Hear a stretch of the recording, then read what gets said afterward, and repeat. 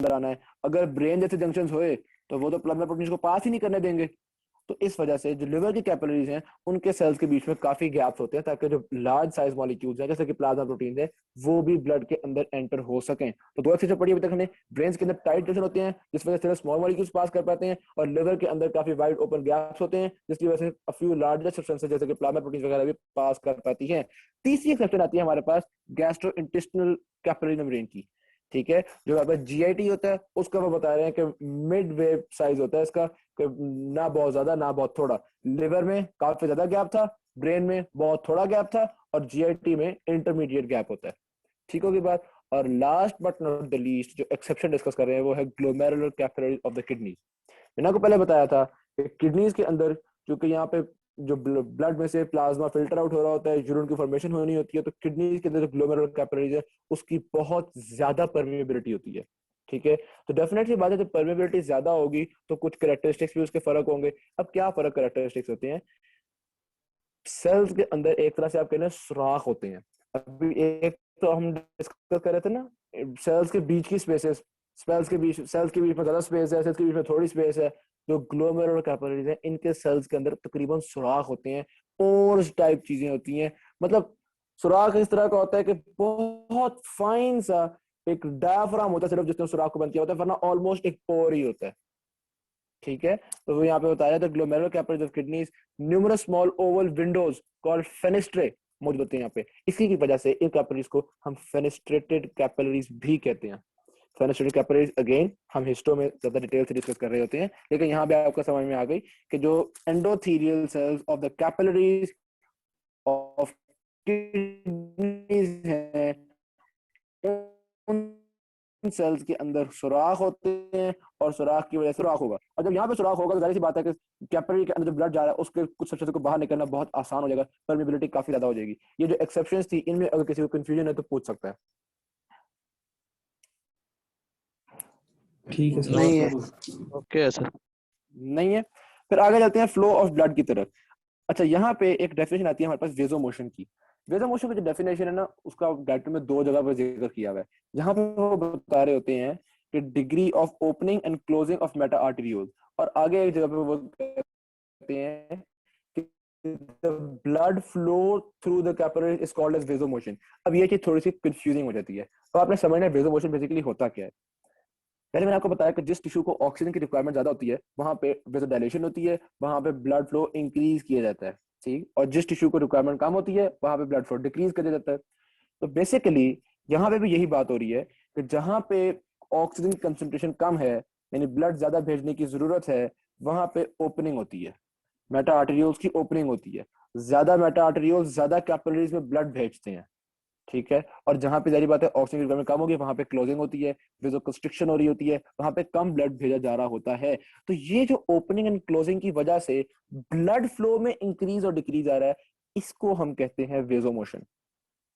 ठीक है, तो दो पार्ट्स कंबाइन करके आपको समझा रहा हूँ। यहाँ पे उन्होंने सिर्फ इतना बताया हुआ है कि ओपनिंग एंड क्लोजिंग और मेटा आर्टरीज को वेजोमोशन कह रहे हैं, और आगे एक और जगह पे डेफिनेशन पढ़ेंगे वहां पे सिर्फ इतना बता रहे हैं कि कैपिलरी में से ब्लड फ्लो को हम वेजोमोशन कहते हैं।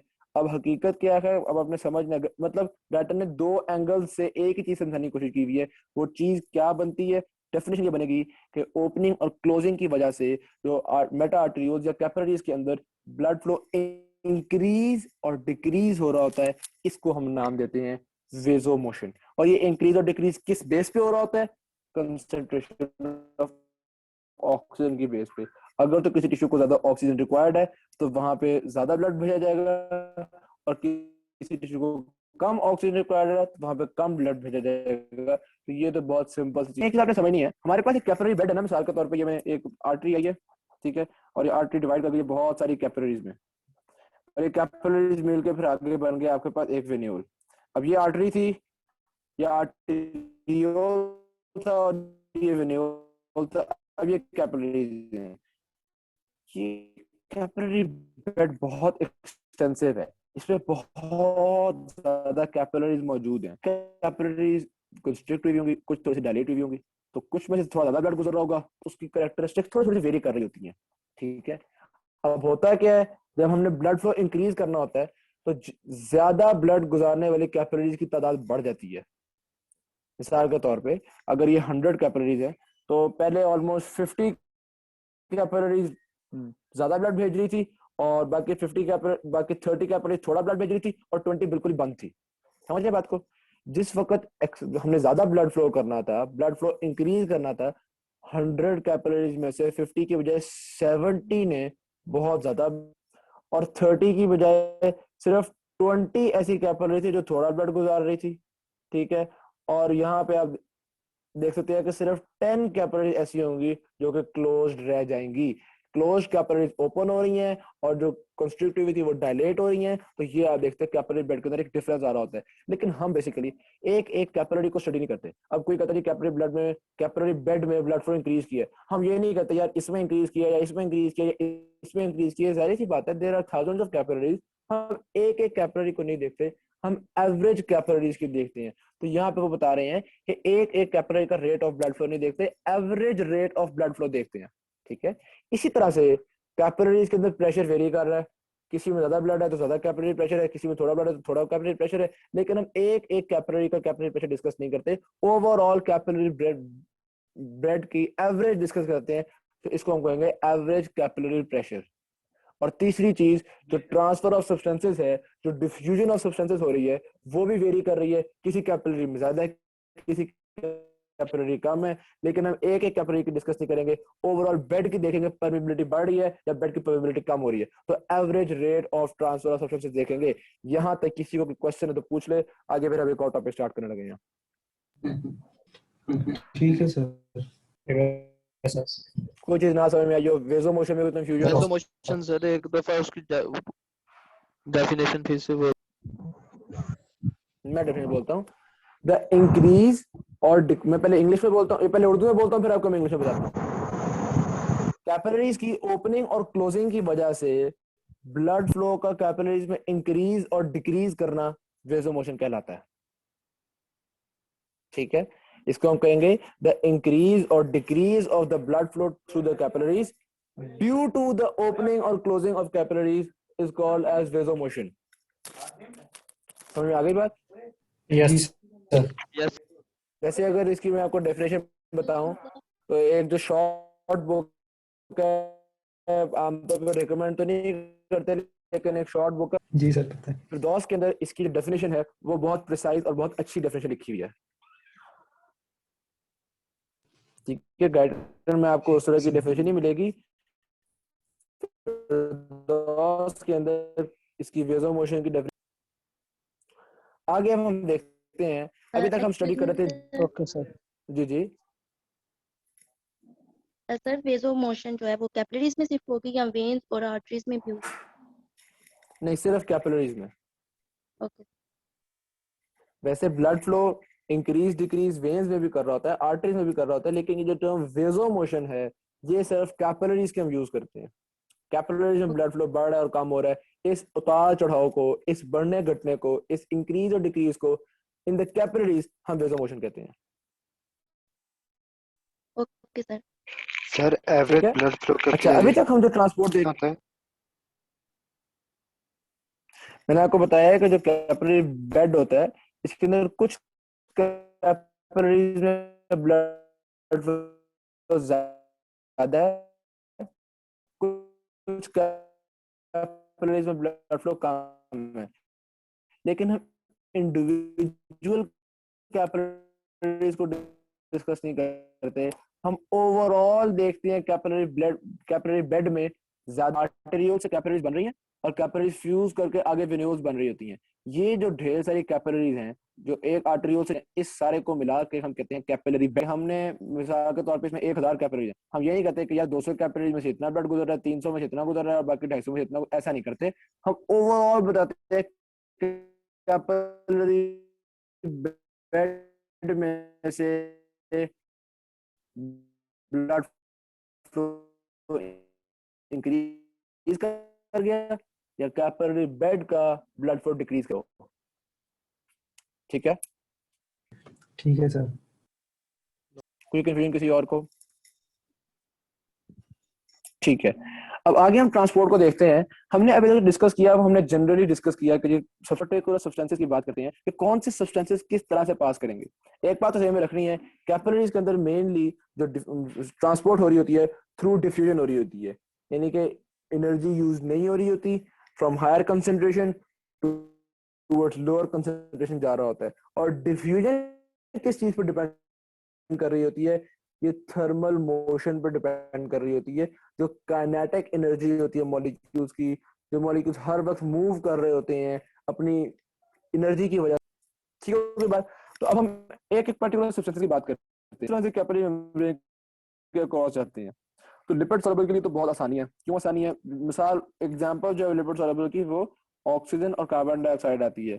सीधी सी बात है, जो सेल की मेम्ब्रेन होती है वो आपने पढ़ा होगा लिपिड बायलेयर होती है, उसमें प्रीडोमिनेटली फॉस्फोलिपिड्स मौजूद होते हैं। ठीक है, तो लाइक डिसॉल्व्स लाइक, जो लिपिड्स हैं वो लिपिड्स को डिसॉल्व करेंगे, जो सॉल्युबल होंगे, तो सेल्स की मेम्ब्रेन के अक्रॉस पास करना कोई मुश्किल नहीं होगी लिपिड सॉल्युबल सब्सटेंसेस के लिए। तो लिपिड सॉल्युबल सब्सटेंसेस को तो सकते हैं, इसलिए वो आराम से कैपिलरी के अंदर बाहर जा सकते हैं। ठीक हो गया। फिर आते हैं Okay, sir. Water soluble substances. Water soluble भी कह सकते हैं या नॉन लिपिड सॉल्युबल सब्सटेंसेस। इनके बारे में वो बता रहे हैं कि ये जारी सी बात है, सेल की मेम्ब्रेन को क्रॉस नहीं कर सकते क्योंकि ये नॉन सॉल्युबल है लिपिड्स के अंदर। तो ये हमने जो डिस्कस किया था, सेल की दो वॉल्स के बीच में इंटरसेलुलर क्लेफ्ट्स को ये पास कर रहे होते हैं बेसिकली इंटरसेलुलर क्लेफ्ट्स में से।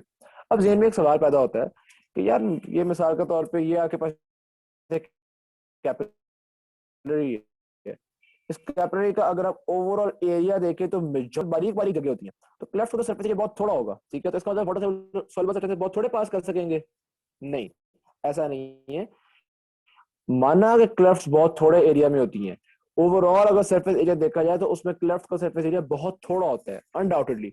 लेकिन जो वाटर सॉल्युबल सब्सटेंसेस हैं उनकी स्पीड इतनी ज्यादा होती है ट्रांसपोर्ट की कि वो इन बारीक जगहों से भी काफी ज्यादा ट्रांसपोर्ट हो जाते हैं।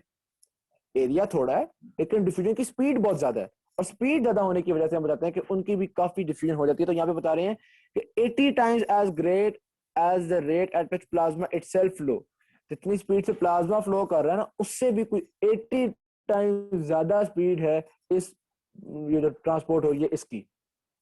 तो वाटर सॉल्युबल सब्सटेंसेस याद रखना है, ये मेम्ब्रेन के क्रॉस पास नहीं कर सकेंगे, ये इंटरसेलुलर क्लेफ्ट से पास करेंगे, नंबर एक। और नंबर दो, इनकी जो वेलोसिटी होती है वो बहुत ज्यादा होती है, डिफ्यूजन बहुत तेजी से हो पा रही होती है, रैपिड डिफ्यूजन हो रही होती है। ठीक है, तो ये तो हमने देख लिया लिपिड सॉल्युबिलिटी और वाटर सॉल्युबिलिटी, इनका क्या इफेक्ट होगा। जो लिपिड सॉल्युबल है वो मेम्ब्रेन के क्रॉस जाएंगे, जो वाटर सॉल्युबल है वो इंटरसेलुलर क्लेफ्ट से जाएंगे। उसके अलावा कुछ और फैक्टर्स होते हैं, जिस तरह मिसाल के तौर पे मॉलिक्यूलर साइज। ये तो बहुत सिंपल चीज है, जितना किसी पार्टिकल का साइज बड़ा होगा उतना उसके लिए वॉल में से पास करना मुश्किल होगा। ठीक है, या हम कह सकते हैं जितना साइज बड़ा होगा उतनी ही परमिएबिलिटी कम होगी, उतनी ही डिफ्यूजिबिलिटी कम होगी, और जितना साइज छोटा होगा उतना वो वॉल्स के दरमियान से पास करना उसके लिए आसान होगा, उतनी उसकी परमिएबिलिटी ज्यादा होगी। तो यही बेसिक चीज यहाँ पे बताई हुई है कि मॉलिक्यूलर साइज ज्यादा होगा तो परमेबिलिटी ज्यादा होगी, और मॉलिक्यूलर। यहाँ तक कोई कंफ्यूजन? ये जो तीन बातें मैंने डिस्कस की है इसमें किसी को कोई confusion? No sir. No, sir. ठीक हो गया। अब ये वो बातें दोबारा एक तरह से रिपीट कर रहे हैं जो हमने यहाँ पे डिस्कस की थी। लिवर के अंदर क्या डिफरेंस होता है, मुख्तलिफ जगहों कैपिलरीज में क्या डिफरेंस होता है, यहाँ पे वो दोबारा ये बता रहे हैं कि रीनल ग्लोमेरुलर की जो परमेबिलिटी है वो मसल की निस्बत बहुत ज्यादा होती है, और जो लिवर है उसके कैपिलरी साइनोसॉइड्स के बारे में बता रहे हैं। तो बेसिकली गाइटन जैसी मेन टेक्स्ट बुक्स होती हैं, इनके अंदर कॉन्सेप्ट्स की मुख्तलिफ एंगल से कॉन्सेप्ट्स को डिस्कस किया हुआ होता है, कुछ रेपिटेशन की हुई होती है ताकि स्टूडेंट का कॉन्सेप्ट अच्छा डेवलप हो सके। लेकिन कॉन्सेप्ट अगर वहां पर क्लियर हो गया तो मेरा नहीं ख्याल कि इसको मजीद दोबारा हमें रीड करने की जरूरत है। ऑलराइट, फिर आता है इफेक्ट ऑफ कंसंट्रेशन डिफरेंस। ये भी बड़ी जनरल सी बात है, जितना ज्यादा कंसंट्रेशन डिफरेंस होगा उतनी ही ज्यादा डिफ्यूजन होगी, और जितना कम कंसंट्रेशन डिफरेंस होगा उतनी ही कम डिफ्यूजन होगी। बड़ा सिंपल सा कॉन्सेप्ट है, फिर भी अगर किसी को इसमें कंफ्यूजन है तो मुझे बताया, मैं इसको थॉरोली एक्सप्लेन कर देता हूँ।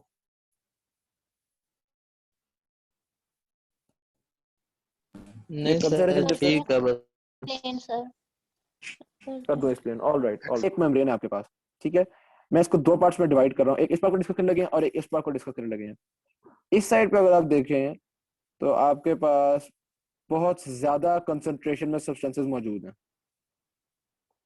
ठीक है, और इस साइड पे बहुत थोड़े कंसंट्रेशन में मौजूद हैं। अब डिफ्यूजन होती है from higher concentration towards lower concentration, ठीक। जितना ज्यादा कंसंट्रेशन का डिफरेंस होगा उतनी ही ज्यादा डिफ्यूजन होगी। मिसाल के तौर पे यहाँ पे हमारे पास 90 पार्टिकल्स हैं 1 मिलीमीटर क्यूब में, या एक पर्टिकुलर वॉल्यूम में 90 पार्टिकल्स हैं, और यहाँ पे सिर्फ 5 पार्टिकल्स हैं।